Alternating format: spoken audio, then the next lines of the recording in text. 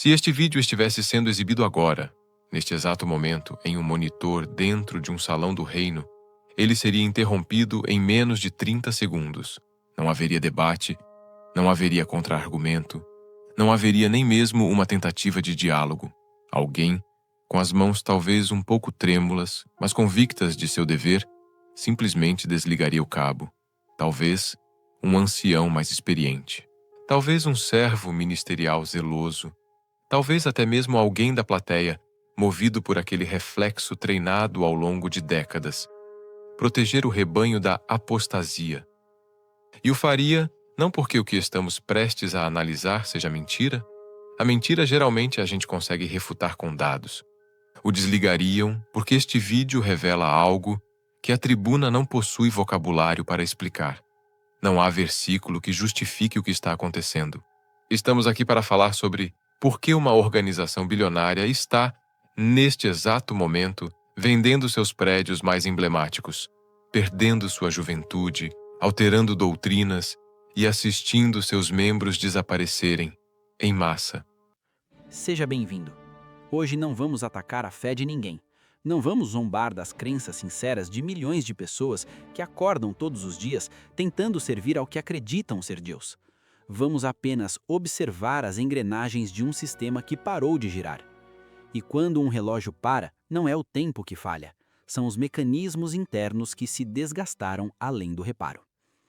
Para entendermos o colapso, precisamos primeiro admirar a construção e admitir. Por décadas, a estrutura que conhecemos como a organização não foi apenas uma religião. Não foi apenas um conjunto de crenças sobre Deus, salvação e o fim dos tempos. Foi um ecossistema fechado. Um projeto de engenharia social tão refinado, tão meticulosamente planejado, que criava uma realidade paralela, completa, autossuficiente e impermeável ao mundo exterior. Pense nisso.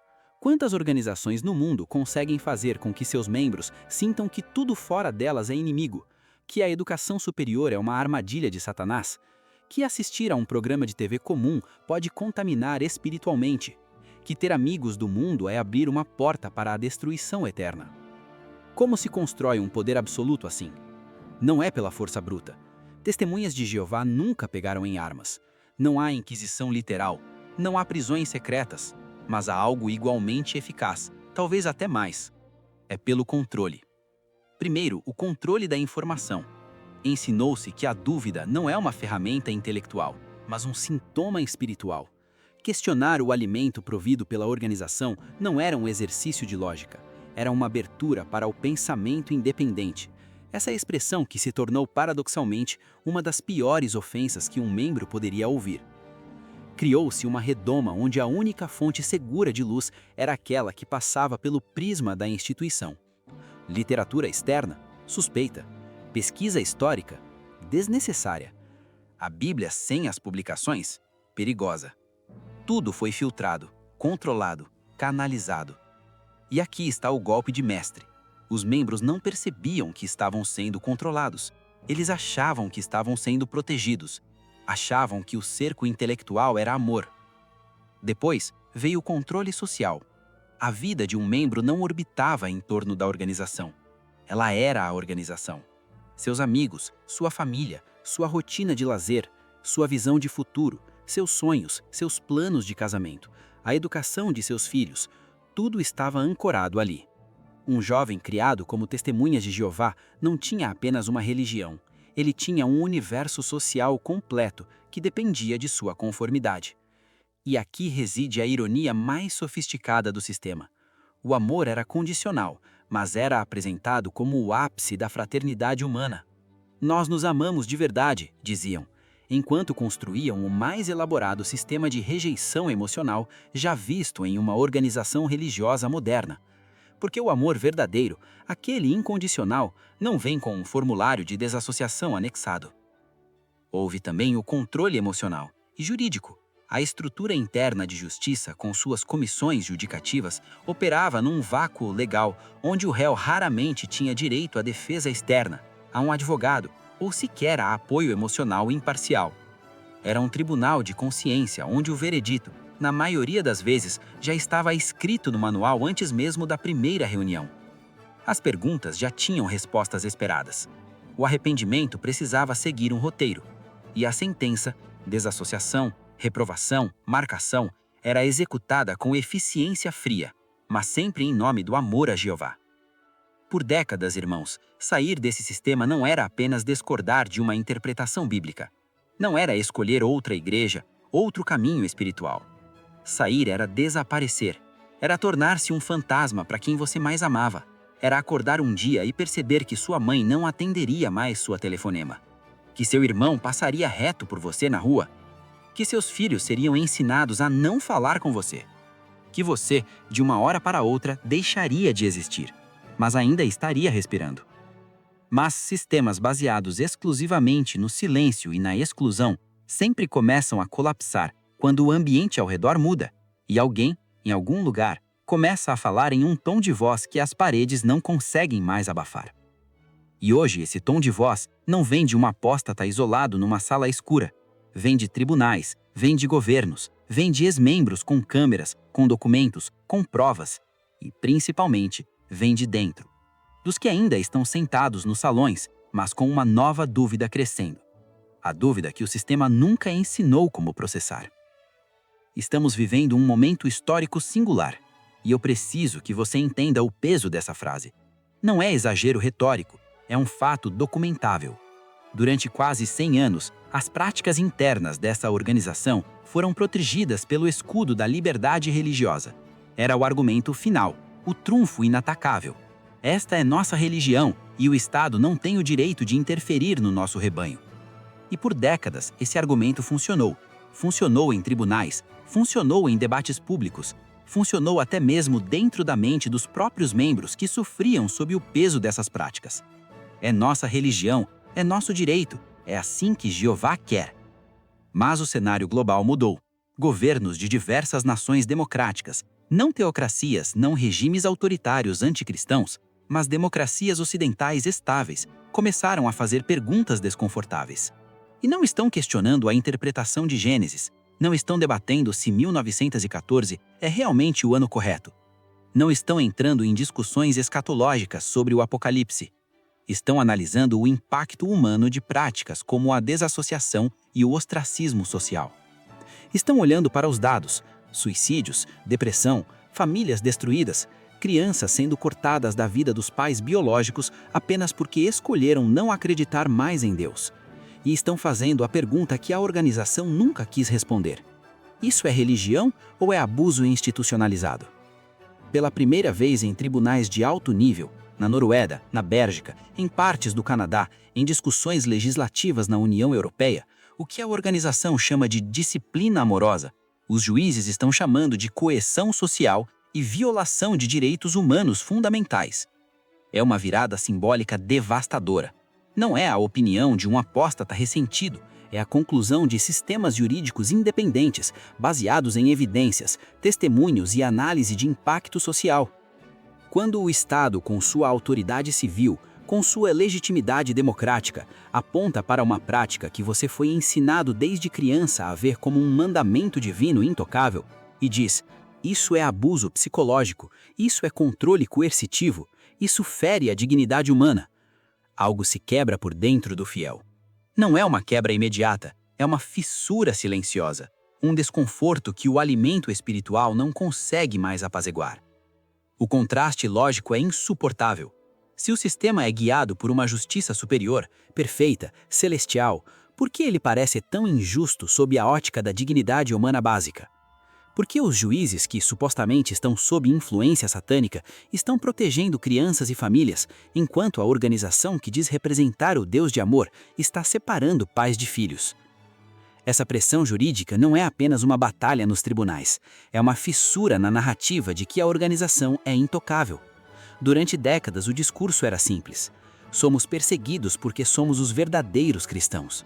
Mas agora a narrativa está sendo desafiada de um ângulo novo. Não é perseguição religiosa, é responsabilização institucional. E essa diferença é tudo. E quando a imunidade jurídica cai, quando governos começam a cortar financiamentos, a remover privilégios fiscais, a multar a organização por práticas abusivas, a estrutura financeira, por pura necessidade de sobrevivência, começa a se transformar. Não por arrependimento, não por novo entendimento, mas porque o dinheiro, afinal, sempre fala mais alto que a doutrina. Sempre nos foi dito que os salões do reino eram casas dedicadas ao Criador, construídas com o suor, o tempo e as economias dos irmãos locais. Não eram apenas edifícios, eram monumentos ao sacrifício coletivo. Cada tijolo representava horas extras trabalhadas. Cada janela, um cheque assinado por um pioneiro que mal tinha o que comer. Cada cadeira, doada por uma viúva que preferiu contribuir para a obra do que comprar um sofá novo para sua sala. E a narrativa era linda. Essas eram propriedades da congregação, para o uso da congregação. Locais, comunitários, sagrados não pelo luxo, mas pela dedicação dos que os ergueram com as próprias mãos.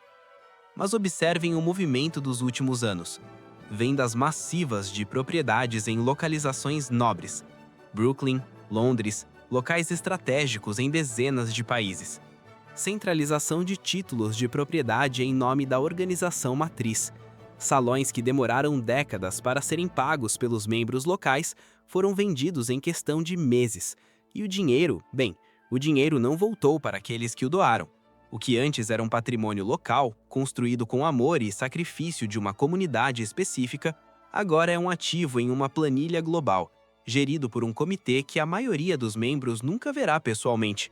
E aqui cabe uma pergunta provocativa, mas feita com toda a calma do mundo, sem agressividade, apenas com curiosidade lógica genuína.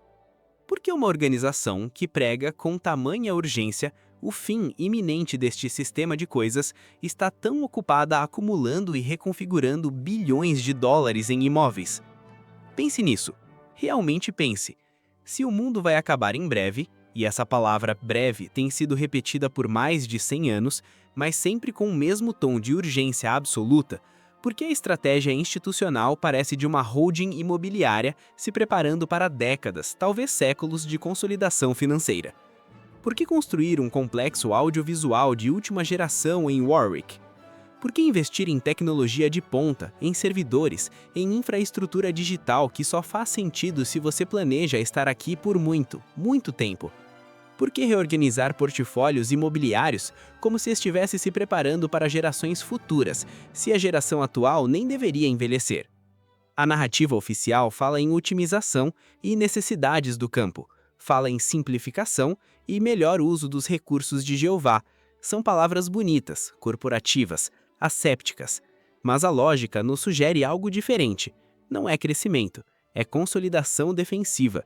É a percepção de que, com menos membros jovens dispostos a doar, com mais processos judiciais exigindo indenizações milionárias, com governos cortando subsídios e isenções fiscais, o dinheiro precisa estar guardado onde o braço da lei e o declínio das doações não possam alcançá-lo com tanta facilidade. É planejamento estratégico. É o que qualquer corporação faria ao enfrentar uma crise de reputação, um declínio de mercado e uma onda de processos legais. O problema é que essa não deveria ser uma corporação, deveria ser o povo de Deus. E quando você percebe que as decisões financeiras da organização fazem mais sentido sob a ótica de uma empresa em crise do que sob a ótica de uma fé que acredita no fim iminente do mundo, algo muda na forma como você interpreta tudo mais. A organização sempre teve orgulho de seus números, horas de pregação meticulosamente registradas, milhões de revistas e tratados distribuídos, milhares de batismos anunciados com entusiasmo em assembleias lotadas. Os números eram prova da bênção divina, eram evidências tangíveis de que Jeová estava com eles. Mas, se olharmos com atenção para os relatórios anuais, aqueles mesmos que são lidos com entusiasmo nas reuniões, enquanto a plateia aplaude educadamente, as entrelinhas contam uma história bem menos triunfalista. Eles celebram o número de novos batizados. Este ano foram batizadas X mil pessoas. Aplausos, sorrisos, gratidão a Jeová. Mas raramente, quase nunca na verdade, se fala sobre o crescimento líquido. E aqui está o truque estatístico que qualquer analista de dados reconheceria imediatamente. Se você batiza 1000 pessoas, mas 1.200 deixam de ser publicadores ativos. Você não cresceu, você encolheu enquanto celebrava. É matemática simples, mas é uma matemática que os relatórios oficiais fazem questão de obscurecer. Porque revelar o número real, o saldo final, seria admitir que algo está profundamente errado. O que vemos hoje, quando olhamos além dos gráficos coloridos e dos discursos otimistas, é um envelhecimento demográfico preocupante. As congregações estão ficando grisalhas. Os rostos nos salões do reino são os mesmos de 10, 20 anos atrás, apenas mais velhos, mais cansados, mais silenciosos. Os filhos de pais zelosos, aqueles que deveriam ser a nova geração de adoradores, aqueles que foram criados em lares onde a organização era o centro de tudo, estão saindo silenciosamente pela porta da frente. Não com escândalo, não com apostasia declarada. Simplesmente desaparecem. Param de frequentar, param de comentar, param de pregar e, eventualmente, param de responder às mensagens dos anciãos. A organização conta conversões, mas não consegue contar ou prefere ignorar as desistências silenciosas. E é nessas desistências que reside a história real de 2026. O problema não é que poucas pessoas entram. Ao longo da história, várias religiões tiveram períodos de crescimento lento. O problema, o verdadeiro sintoma da doença sistêmica, é que quase ninguém mais quer ficar. Quando você perde os filhos da organização, aqueles que nasceram dentro, que foram moldados por ela, que deveriam ser sua base mais leal, você não está perdendo apenas números, você está perdendo a nova geração. E uma organização sem nova geração não é uma organização em desaceleração, é uma organização em extinção programada. Os números estão lá, nos próprios relatórios, basta saber ler o que não está sendo dito. O grande pilar de sustentação dessa estrutura sempre foi o medo. Não vamos romantizar isso. Não vamos fingir que era algo sutil, era medo mesmo, medo explícito, cultivado, ensinado desde a infância. O medo do Armagedon, claro, aquelas imagens nas publicações de cidades pegando fogo, de pessoas desesperadas, de destruição total. Mas principalmente, e talvez ainda mais eficaz, o medo do isolamento, o medo de perder tudo, sua família, seus amigos, seu senso de identidade, sua segurança emocional. O shunning funcionava porque o mundo fora da organização era pintado como um lugar sombrio, perverso e destinado à destruição. Lá fora era sinônimo de drogas, imoralidade, violência, vazio existencial. Era o caos. E você, dentro da organização, estava seguro, protegido, amado. A mensagem era clara: sair é morrer. Talvez não fisicamente, mas morrer espiritualmente, emocionalmente, socialmente. Quem sai perde tudo. Quem sai fica sozinho, quem sai se arrepende. E por décadas, esse medo funcionou perfeitamente, porque era verdade funcional. Se você saísse, você ficava sozinho. Não havia rede de apoio, não havia comunidade de ex-membros. Você era um pária, isolado, sem referências, sem vocabulário emocional para processar o trauma de ter perdido tudo. Mas algo aconteceu. Algo tão simples, tão cotidiano, que mal percebemos o impacto revolucionário que teria. O nome disso é internet. Antigamente, se você saísse, você ficava sozinho. Hoje, você encontra comunidades de milhares de pessoas que passaram pelo mesmo que você. Fóruns, grupos no Reddit, canais de YouTube de ex-membros contando suas jornadas de saída. Pessoas reais, com nomes reais, rostos reais, partilhando suas jornadas de saída. E o mais importante, você descobre que quem saiu não morreu espiritualmente, não se tornou um dependente químico, não foi destruído por uma vida de miséria e desespero. Pelo contrário, e aqui está o golpe fatal na narrativa do medo, muitos encontraram paz, ética e uma vida plena fora da organização. Você vê as testemunhas que são pais amorosos, profissionais bem-sucedidos, pessoas que fazem trabalho voluntário, que têm relacionamentos saudáveis, que construíram famílias felizes fora da organização. Você vê gente que não apenas sobreviveu à saída, mas que floresceu depois dela. E quando você percebe que o mundo lá fora não é o monstro que lhe descreveram na tribuna, o feitiço quebra. O medo só funciona enquanto você acredita que o cárcere é o único lugar seguro. É a lógica da caverna de Platão. Enquanto as sombras na parede são a única realidade que você conhece, você não questiona. Mas no momento em que você olha pela janela e vê o sol brilhando sobre quem já saiu, No momento em que você percebe que a vida lá fora não é escuridão, mas luz, as grades da organização deixam de ser proteção e passam a ser simplesmente grades. E ninguém, quando percebe que está preso, escolhe voluntariamente continuar dentro da prisão. Não quando a porta está aberta, não quando há uma comunidade inteira do outro lado, de braços abertos, dizendo: você não está sozinho, nós também saímos e estamos bem. Uma organização é como um organismo vivo. Ela precisa de renovação, precisa de sangue novo, precisa de energia jovem bombeando através das suas veias institucionais. Sem isso, não importa quão forte tenha sido no passado, ela murcha, envelhece e, eventualmente, morre. Mas olhem para as tribunas. Olhem, realmente olhem, para os corpos de anciãos nas congregações ao redor do mundo. Façam uma pergunta simples. Onde estão os jovens de 20 e poucos anos ansiosos por assumir responsabilidades? Onde estão aqueles homens de 25, 30 anos, com famílias jovens, cheios de zelo, disputando para serem servos ministeriais, estudando para se tornarem anciãos, dedicando seus finais de semana para construir salões do reino? Eles estão escassos, assustadoramente escassos. O que você vê em vez disso são anciãos de 60, 70 anos, cansados tentando manter sozinhos estruturas que antes eram sustentadas por equipes de 10, 15 homens.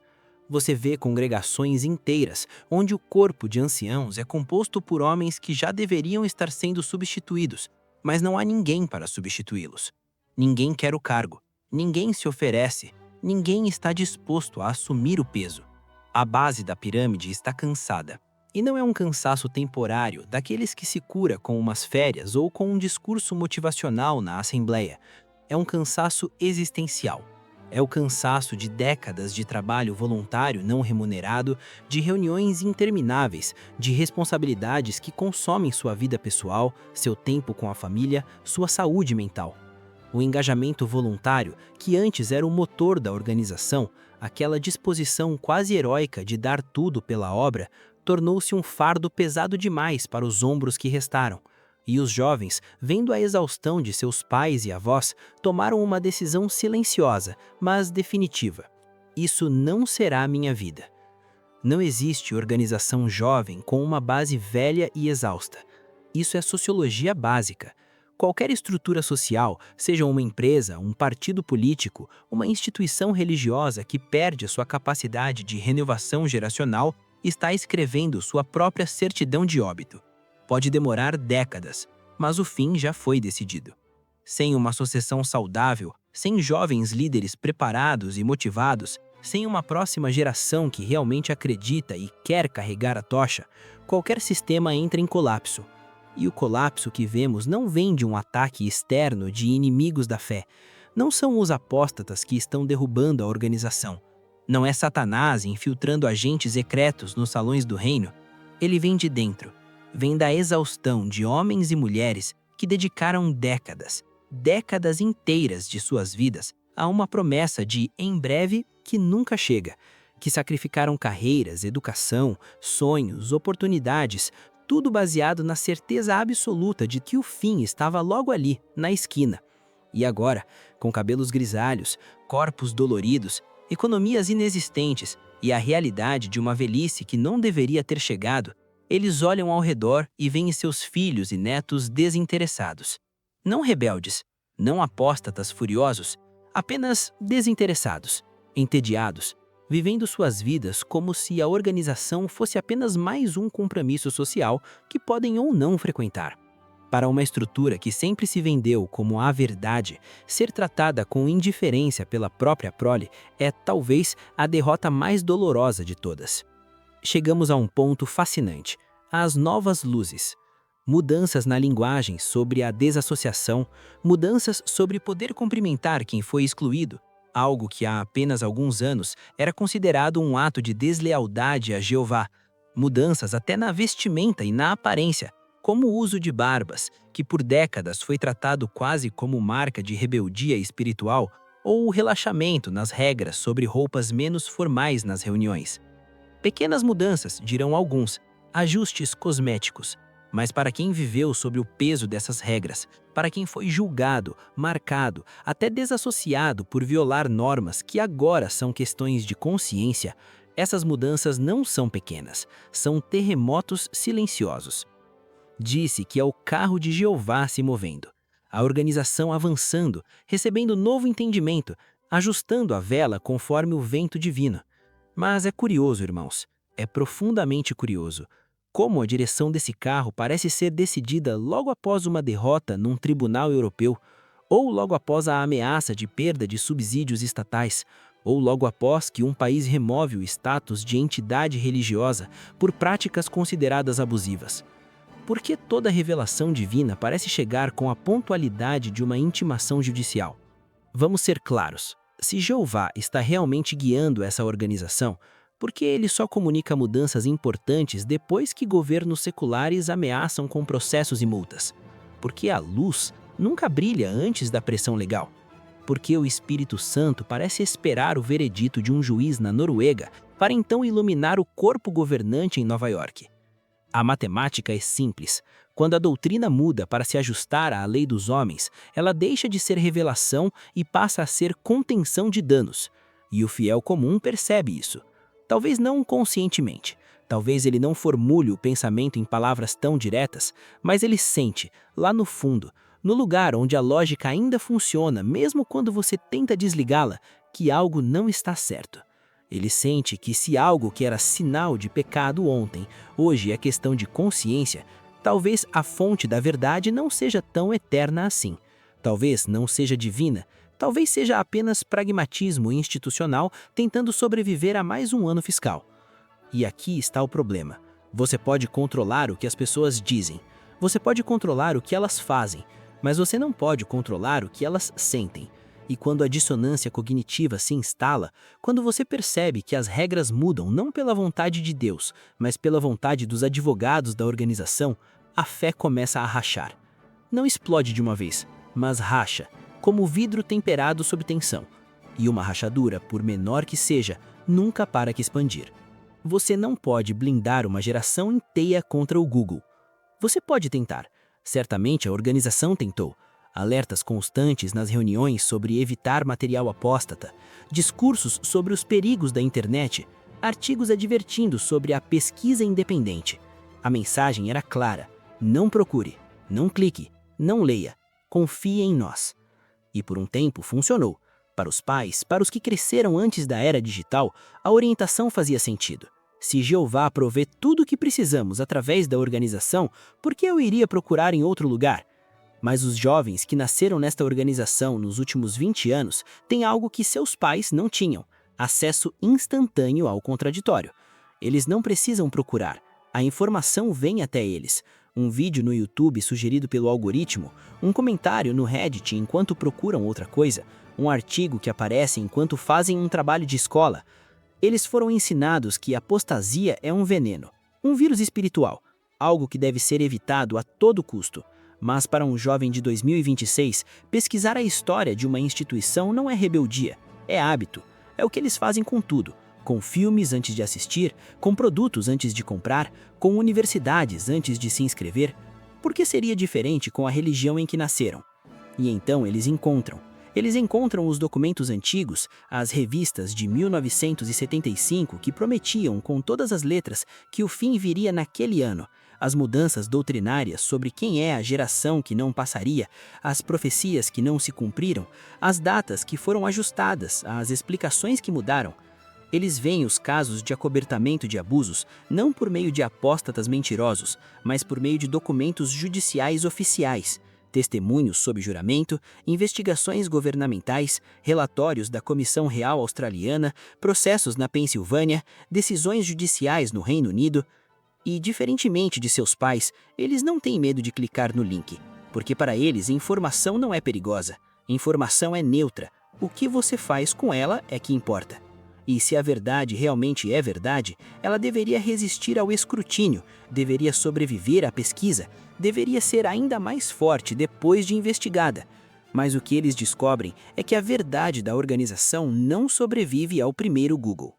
O controle não foi perdido por falta de zelo dos anciãos. Não foi porque a geração atual é mais fraca espiritualmente. Não foi porque Satanás aumentou seus ataques. Ele foi perdido por causa da transparência inevitável da era da informação. A organização perdeu o monopólio da narrativa. E sem esse monopólio, sem a capacidade de controlar toda a informação que chega até o membro, ela é apenas mais uma voz no meio de tantas outras, e uma voz que, infelizmente, tem tido dificuldade em explicar seu próprio passado.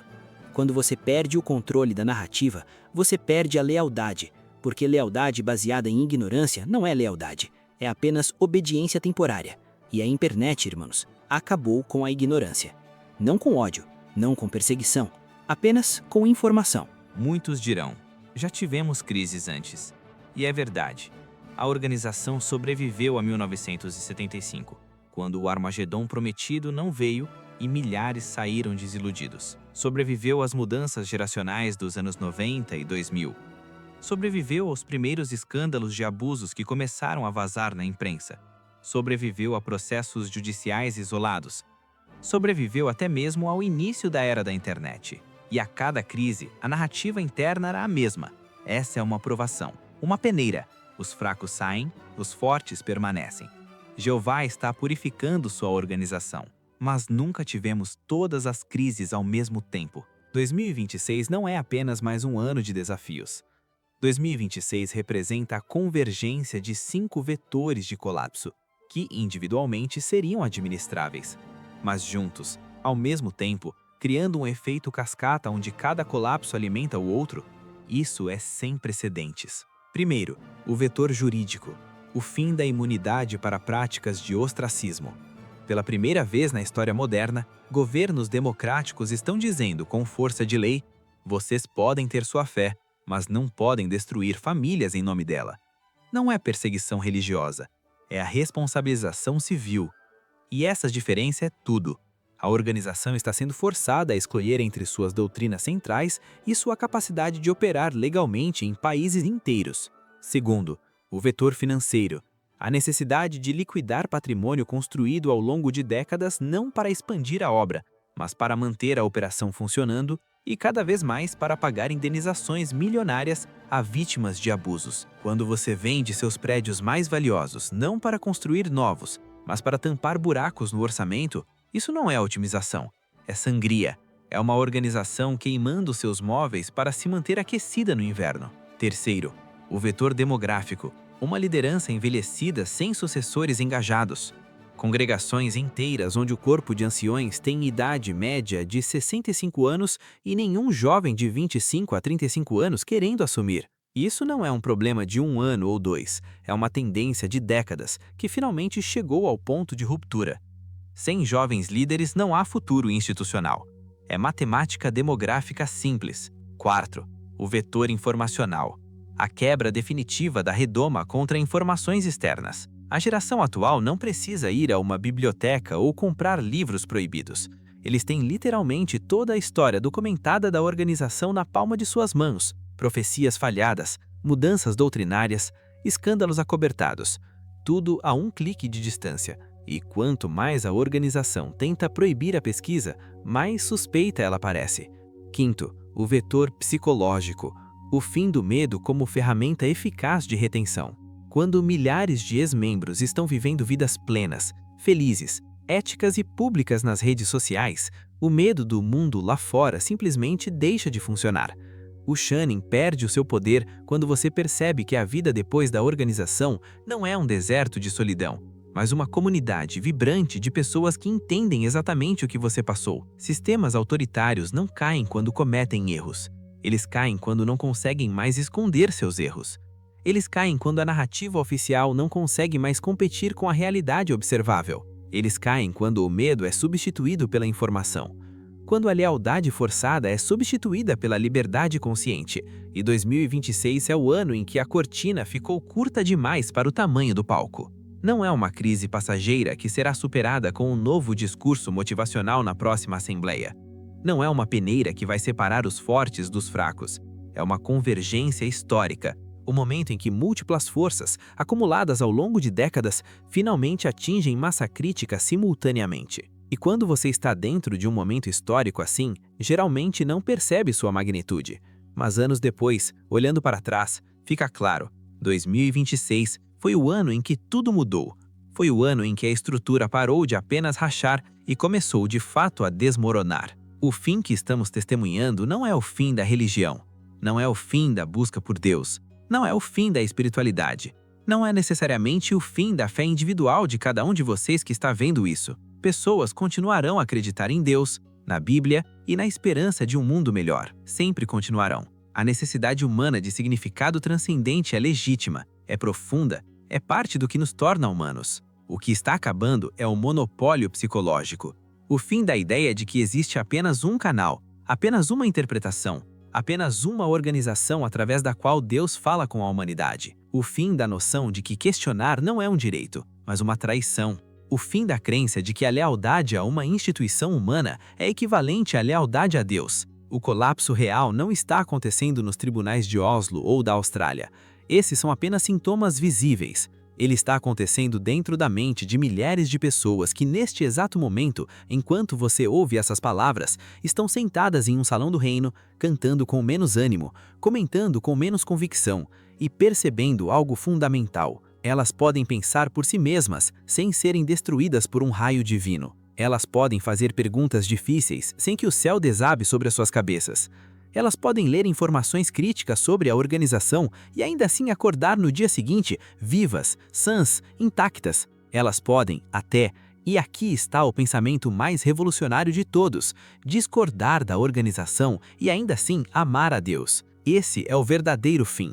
Não o fim da fé, mas o fim do medo institucionalizado. O fim da organização, como ela se conhece hoje, como estrutura de controle absoluto sobre a consciência individual, é a libertação da consciência. É o redescobrimento de que a sua mente, a sua capacidade de raciocínio, a sua dignidade como ser humano pensante não são inimigos da espiritualidade. São, na verdade, dons divinos que você tem todo o direito de usar.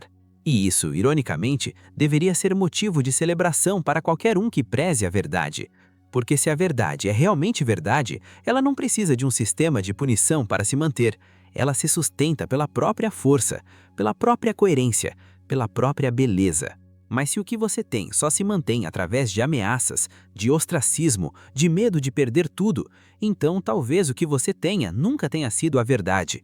Talvez tenha sido apenas um sistema muito eficaz de controle. Se você chegou até aqui e se este vídeo lhe causou algum desconforto, aquele aperto no peito, aquele pensamento automático de "eu não deveria estar vendo isso", ou talvez um alívio secreto que você ainda tem medo de admitir, até mesmo para si mesmo, saiba que você já faz parte dessa mudança. Você não precisa sair amanhã. Você não precisa tomar nenhuma decisão drástica agora. Você não precisa queimar pontes ou fazer declarações. Mas a dúvida que você está sentindo agora não é sua inimiga. Ela não é Satanás tentando te afastar de Jeová. Ela não é fraqueza espiritual. Ela não é sinal de que você está perdido.